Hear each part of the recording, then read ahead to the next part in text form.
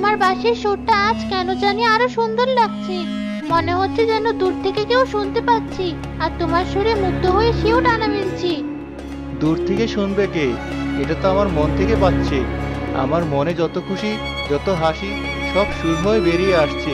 তুই কি দেখতে পাচ্ছিস না আমার মনের রং? তো বন্ধুরা, আজকে আমরা এমন একটি গল্প দেখব যেখানে একটি ছেলের বাঁশির সুরে বাঘ এসে যায়। চলুন দেখা শুরু করি। ওর বলতে আমি ওই যে নদীর ওপারটার কথা বলেছি, ঘন জঙ্গলটা। শুনেছি ওখানে নাকি অনেক অদ্ভুত জিনিস থাকে। মিনা খালার মুখে শুনেছি ওখানে নাকি গাছেরা কথা বলে, নদী গান গায়। অদ্ভুত গল্প? তুই তো দেখছি রূপকথার গল্প বেশি শুনছিস মিনা খালার কাছে। চল চল, আজ না আমাদের আম চুরি করতে যাওয়ার কথা ছিল, মনে নেই? মা কিন্তু জাগার আগে যেতে হবে। আমচুরি এখন? মা শুনলে কিন্তু বকবে, বাবাও রাগ করবে। আরে বাবা, এটা তো অভিযান, আর আমাদের গ্রামের আম বাগান থেকে তো নেব। এটা চুরি কিসের? এটা তো সবার আম, তুই বুঝিস না কেন? চল তো, তোকে একটা নতুন কৌশল শেখাবো আজ, কিভাবে গাছ থেকে অন্যভাবে আম পাড়তে হয় সেটাও দেখবি। ঠিক আছে, কিন্তু যদি আম গাছে ভূত থাকে? মিনা খালা বলেছিল আম গাছে নাকি রাত বেড়েতে পেতনি নামে। ধুর, পেতনি ভূতে ভয় পাস না। পেতনি তো আর আম চুরি করতে আসবে না। চল চল, সূর্য উঠলে আমগুলো গরম হয়ে যাবে। রায়হান আর নোভা কথা বলতে বলতে আমবাগানের দিকে চলে যায়। উফ, আর ভালো লাগে না। গত রাত থেকে আমার দুটো হাঁস খুঁজে পাচ্ছি না। একটা ছিল সাদা আর একটা কালো, দুটোই ডিম পারতো। এর আগে সপ্তাহে কামরুলের একটা ছাগলও উদাও। কি হচ্ছে গায়ে?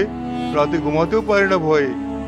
শখের ছাগল ছিল, রোজ সকালে তার জন্য কচি ঘাস আনতাম।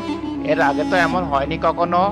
জঙ্গলটা কি বেশি কাছে চলে আসছে মানুষের, নাকি কোনো নতুন ধরনের চোর এসেছে? আমার তো মনে হচ্ছে কোনো জন্তু জানোয়ারের কাণ্ড। রাতে কেমন একটা অদ্ভুত শব্দ শুনি, কুরুর কুরুর মতো। আমার দম বন্ধ হওয়ার জোগাড় হয় প্রতি রাতে। সাধারণ জন্তু জানোয়ার না, বাঘ। আমি তো সেদিন রাতে স্বপ্নে দেখেছি একটা মস্ত বাঘ আমার উঠানে এসে দাঁত কিরমির করছে, আর তার চোখ দুটো যেন জ্বলন্ত। ধুর সকিনা, জন্তু জানোয়ার তো অনেক আছে, কিন্তু এমন করে হাঁস ছাগল চুরি করে কে? শিয়াল বাঘের মতো গর্জন করে না, আর বাঘ যদি আসতো তাহলে তো এতক্ষণে আমাদের সবাইকে খেয়ে ফেলতো।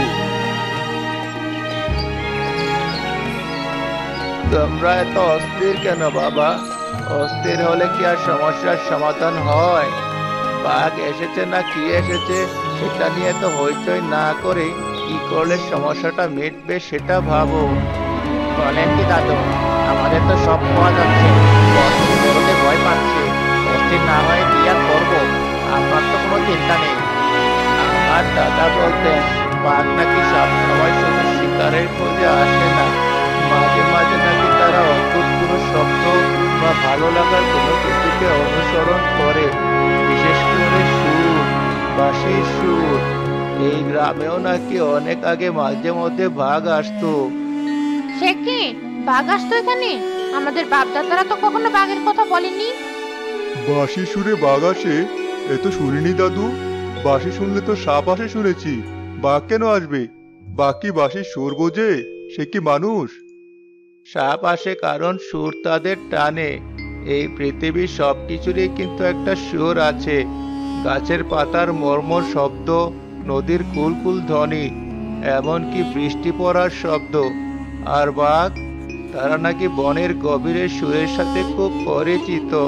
যখন অন্য কোনো মিষ্টি সুর তাদের কানে যায় তখন তারা কৌতূহলী হয়ে ওঠে। তারা বুঝতে চায় এ নতুন সুরটা কোথা থেকে আসছে। কিন্তু আমাদের গায়ে তো রায়হান ছাড়া আর কেউ বাঁশি বাজায় না। তার বাঁশির সুরে কি বাঘ আসতে পারে? হ্যাঁ, রায়হান তো প্রতিদিন বাঁশি বাজায়, তার বাঁশির সুর মন ছুঁয়ে যায়। আমার তো মনে হয় পাখির কলতানের মতো মিষ্টি তার বাঁশির সুর। তবে কি রায়হানের বাঁশির ডাকে বাঘ আসছে? এ তো আজগুবি কথা। ছোট একটা ছেলের বাঁশির সুরে বাঘ আসবে? কিসব বলছেন দাদু? আবার দাদা বলতেন যে সুর মন দিয়ে বাজানো হয় তা প্রাণকে ছুঁয়ে যায়। সে প্রাণ মানুষ হোক বা বনের রাজা। আমি শুধু লোককথাটা বললাম, বিশ্বাস করা না করা তোমাদের ব্যাপার। তবে সাবধান থেকো সবাই, রাতের বেলা কেউ বাড়ির বাইরে যেও না।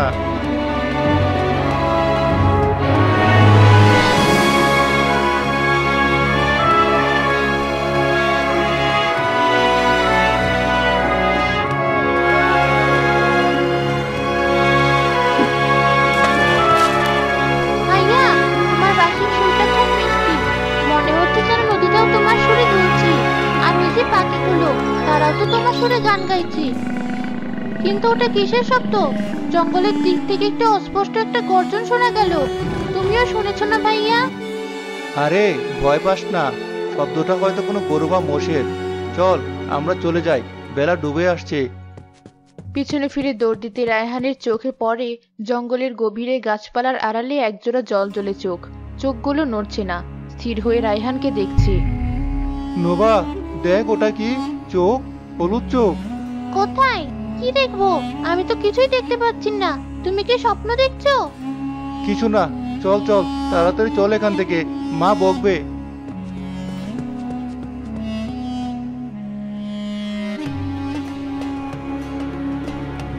তোদের কি হয়েছে? এমন হাঁপাচ্ছিস কেন? কোথা থেকে দৌড়ে এসেছিস? দেখে মনে হচ্ছে বাঘ তাড়া করেছে।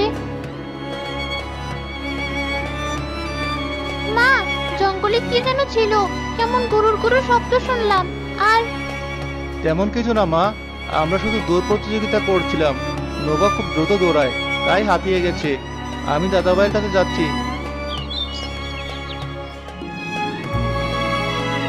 এরে রায়হান, কি হয়েছে? আয় এদিকে আয়। দাদাভাই, আজ নদীর পাড়ে আমি কিছু একটা দেখেছি, জঙ্গলের ভেতরে। কি এমন দেখেছিস যা আমাকে লুকিয়ে বলতে চাইছিস? একজোড়া চোখ, হলুদ আর জল জ্বলে, আর একটা অদ্ভুত শব্দ, গুরুর গুরুর মতো, একজন বাঘের মতো।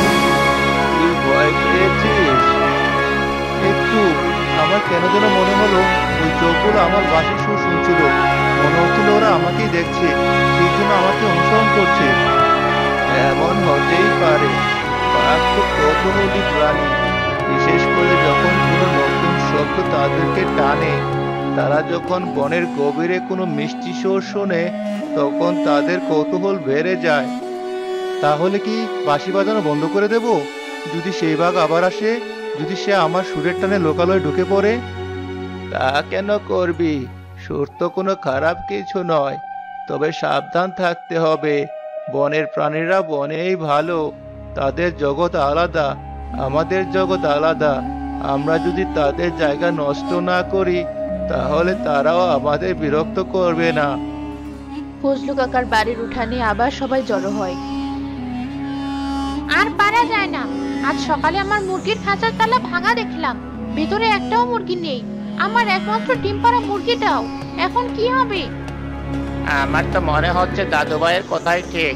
বাঘ এসেছে গায়ে। রাতে কেমন গন্ধ পেয়েছি, ঠিক যেন বনো গন্ধ। আমার ঘুমেও বাঘের গর্জনের শব্দ শুনেছি। আমি নিশ্চিত যে ভয়ানক একটা বাঘের নজর পড়েছে আমাদের গ্রামের উপর। আমি বলেছিলাম না, আমার স্বপ্ন কখনো মিথ্যে হয় না। সেই বাঘের চোখ, সেই গর্জন, এটা তো শুধু সখিনার ভবিষ্যৎবাণী। সামনে যার কত কিছু হবে এই বাঘটাকে এখান থেকে না তাড়ালে, তা তোমরা সময় হলেই দেখতে পাবে। আমি রাতে একটা বড় থাবার দাঁত দেখেছি আমার ক্ষেতে, বড় বাঘের থাবা। এটা তো আর শিয়াল কুকুরের গাছ হতে পারে না। বিষয়টা সত্যিই ভয়ঙ্কর। অত বড় থাবা যদি আমাদের গায়ে এসে লাগে একটাও, আমরা কেউ বাঁচবো না। আমাদের কিছু একটা করতে হবে। আমাদের বাচ্চাদেরকে নিরাপত্তা দিতে হবে। এভাবে আর কতদিন ভয়ে ভয়ে থাকবো? হয়তো এই বাচ্চা এই গ্রামে থাকবে, হয়তো আমরা। তাহলে কি রায়হানের পাশেই আমাদের কাম হলো? দাদুভাই কি সেটাই বলতে চাচ্ছিলেন? ওর পাশের সুরের কারণে আমাদের সবার জীবন কি এখন ঝুঁকির মধ্যে? তাহলে তো রায়হানকে বাঁশি বাজানো বন্ধ করতে হবে। সে আমাদের গ্রামকে বিপদে ফেলেছে। আজ ওই বাঘটা হাঁস মুরগি আর গরু ছাগল ধরে খাচ্ছে। 2 দিন পর যে আমাদেরকে ধরে খাবে না, তার কি নিশ্চয়তা আছে? ফজলু কাকা দ্রুত রায়হানের বাড়ির দিকে ছুটে যায়, তার পিছনে অন্য গ্রামবাসীরাও যায়।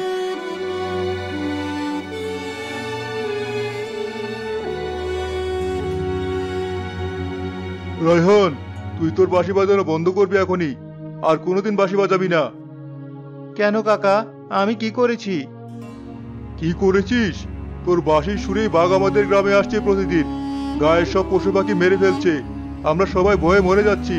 তোর জন্য আমাদের জীবন আজ বিপদে। ফজলু, থামো। এভাবে একটা নিষ্পাপ ছেলেকে দোষ দিচ্ছ কেন? বাঘ আসার কারণ যে ওর বাঁশি, তা তো তুমি নিশ্চিত নও। দোষ দেবো না তো কি করব? আমার হাঁস গেছে, কামরুলের ছাগল গেছে, মিনার মুরগি। এর কারণ কি? আপনি নিজেই তো বললেন বাঁশির সুরে বাঘ আসে। আপনি এখন নিজের কথা অস্বীকার করছেন। হ্যাঁ দাদু ভাই, আপনি তো নিজেই বললেন এখন আমাদেরকে বাঁশির দোষ দিতে মানা করছেন কেন? কিন্তু আমি তো শুধু একটু বাঁশিই বাজাই, আমি কি করে জানবো এসব?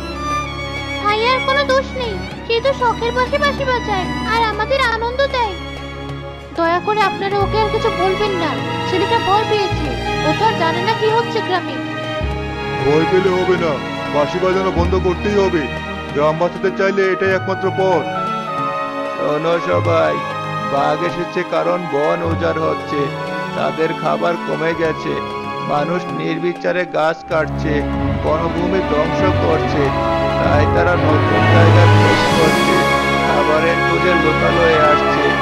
রায়হানের বাঁশি হয়তো তাদের কৌতূহল বাড়িয়েছে, কিন্তু বাঁশি কোনো বিপদ থেকে আনেনি, বাঁশি তো তাদের পথ দেখিয়েছে।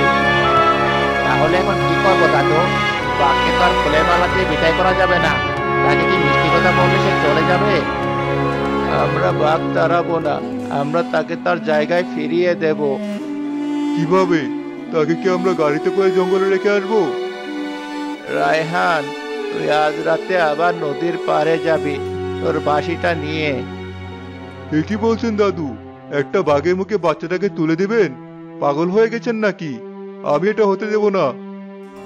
আমি জানি আমি কি বলছি, বাঘ হিংস্র প্রাণী হলেও বনের প্রতিটি প্রাণীর একটা নিজস্ব ভাষা আছে, আর রায়হানের বাঁশির সুর হচ্ছে সেই বাঘের ভাষা।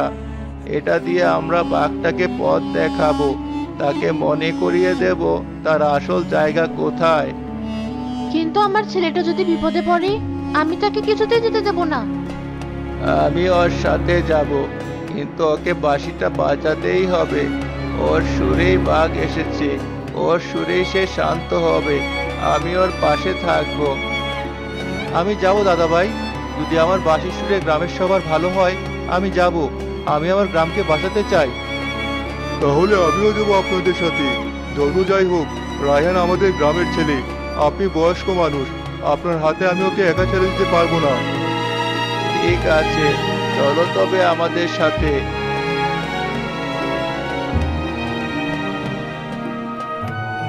গভীর রাতে দাদা ভাই রায়হান এবং ফজলু কাকা টর্চ লাইট হাতে নদীর পাড়ে গিয়ে দাঁড়ায়।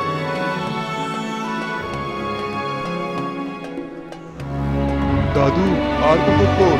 আমার বুক ধরপড় করছে। যদি কোনো কিছু ভুল হয়, আমি তো ভয়েই মরে যাবো। ভয় পেও না বললো। রায়হান, প্রস্তুত তো? হ্যাঁ দাদা ভাই। তাহলে শুরু করো। যে সুরটি ওকে ডেকেছিলে সেই সুরে ওকে পথ দেখা। শান্ত আর মধুর সুর, এমন সুর বাজা যা ওকে মনে করিয়ে দেবে ওর নিজের জগৎ। রায়হান বাঁশি বাজানো শুরু করে। কিছুক্ষণ পর জঙ্গলের গভীর থেকে একটি হালকা নড়াচড়ার শব্দ আসে। ঝোপঝাড়ের আড়াল থেকে একটি বিশাল সুন্দর বাঘ বেরিয়ে আসে। বাঘ, বাঘ চলে এসেছে দাদু। বাজা রায়হান, বাজা, ভয় পাস না। বাঘটা তোর থেকে মাত্র কয়েক হাত দূরে এসে থমকে দাঁড়িয়েছে। রায়হান, এবার একটু একটু করে থাম। আর ফজলু, এবার তুই ধীরে ধীরে বাঘের উল্টো দিকে হেঁটে যা। তোর হাতের টর্চ লাইটের আলোটা মাটির দিকে ধর, বাঘ যেন আলোটা অনুসরণ করে। ওকে ওর নিজের পথ দেখিয়ে দে। ফজলু কাকা টর্চ লাইটের আলো মাটির দিকে ধরে ধীরে ধীরে জঙ্গলের অন্য দিকের পথে হেঁটে যায়। রায়হান বাঁশির সুর একটু একটু করে কমিয়ে আনে, তারপর একেবারে বন্ধ করে দেয়।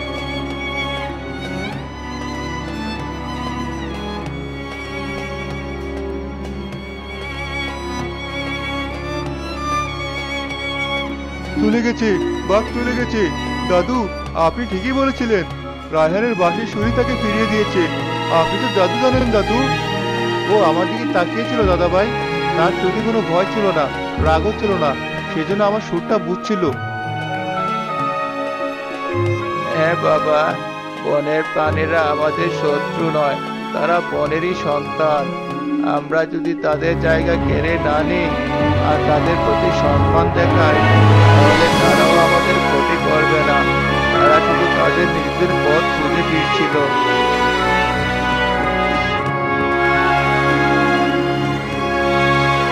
সৃষ্টিকর্তা বাঁচিয়েছেন আমার ছেলেকে, আমি তো ভয়েই মরে যাচ্ছি।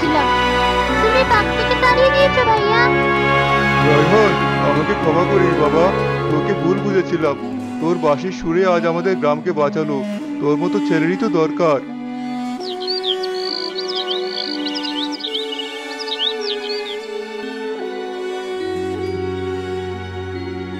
ভাবতেই পারিনি এমনটা হবে।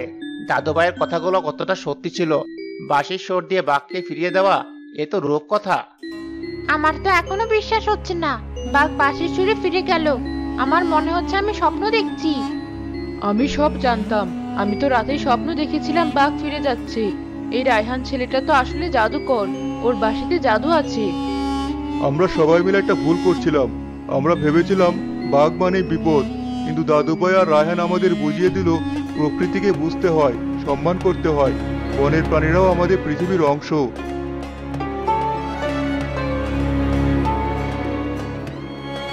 ভিডিওটি তোমাদের কাছে কেমন লাগছে তা কমেন্টে জানাবেন এবং ভিডিওর লিংক ডেসক্রিপশনে দেওয়া আছে, তোমরা চাইলে সেখান থেকেও ভিডিওটি দেখতে পারো।